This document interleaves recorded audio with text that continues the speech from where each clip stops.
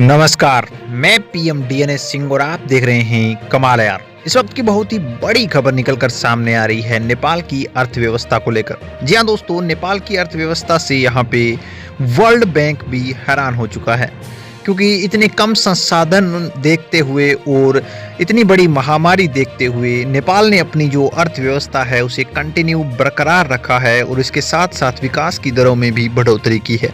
किस प्रकार से ये बढ़ोतरी हुई है और किस प्रकार से इसे मैनेज किया है, वो सब बातों का जिक्र हम इस वीडियो में करने वाले हैं। तो वीडियो के अंत तक बने रहिए और अगर आप चैनल पर नए हों तो चैनल को सब्सक्राइब करके बेल आइकन दबा लीजिए ताकि आपको अगला अपडेट भी सबसे पहले मिल सके। चलिए वीडियो को शुरू करते हैं। सबसे बड़ी बात यह है दोस्तों कि नेपाल एक लैंड लॉक कंट्री है और इसके साथ साथ संसाधनों की भी इतनी ज़्यादा आपूर्ति है नहीं।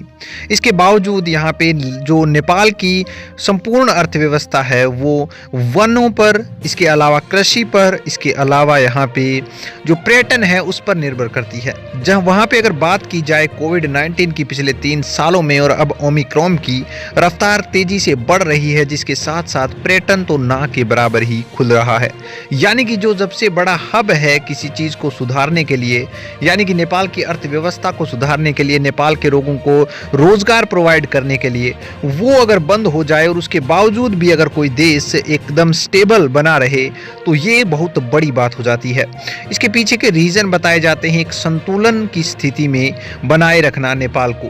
मैं आपको बता दूं कि WB ने वित्त वर्ष 2021-22 में नेपाल की आर्थिक विकास दर 3.9% रखी है और विश्व बैंक ने भी यहाँ पे 2021-22 में नेपाल की आर्थिक वृद्धि दर 3.9% रहने का अनुमान लगा लिया है, जो कि सरकार द्वारा हासिल जो अनुमानित अनुमान है उससे काफ़ी ज़्यादा कम है, लेकिन फिर भी वृद्धि तो वृद्धि ही होती है।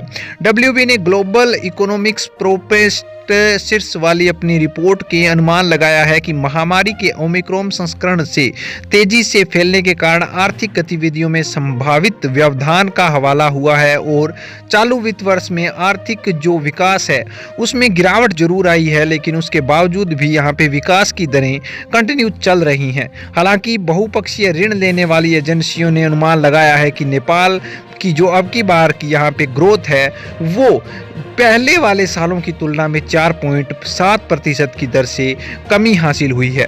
लेकिन यहाँ पे जो सरकार कह रही है, सरकार ने कहा था विश्व बैंक से कि वो 7.2% की यहाँ पे वित्तीय दर से बढ़ोतरी करेगी और विकास की दरों में और ज़्यादा तेज़ी लाएगी।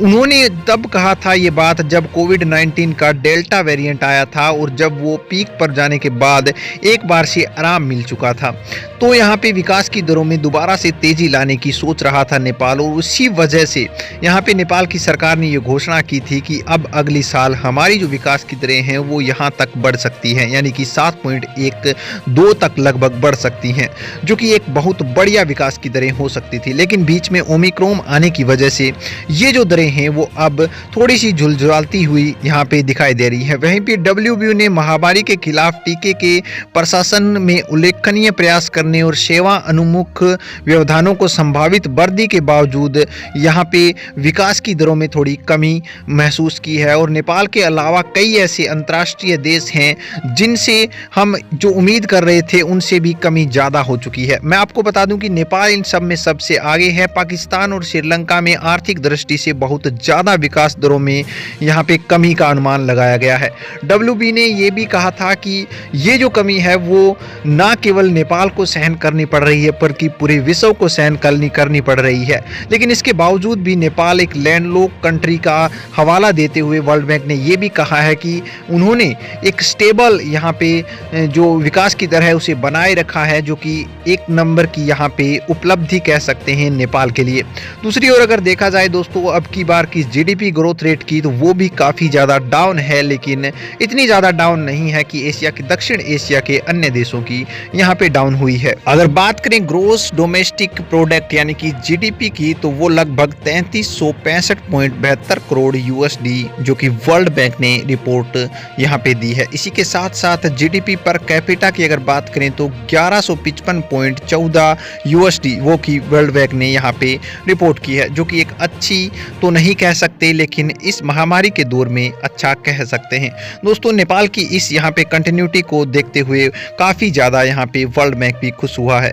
आप क्या कहना है इसके बारे में अपने विचार कमेंट सेक्शन में जरूर लिखिए। चलिए आज के लिए इतना रखते हैं, आगे कोई नया अपडेट मिलता है तो फिर आपके सामने हाजिर होंगे। तो वीडियो को लाइक कीजिए, शेयर कीजिए और अगर आप चैनल पर नए हों तो चैनल को सब्सक्राइब करके बेल आइकन दबा लीजिए ताकि आपको अगला अपडेट भी सबसे पहले मिल सके।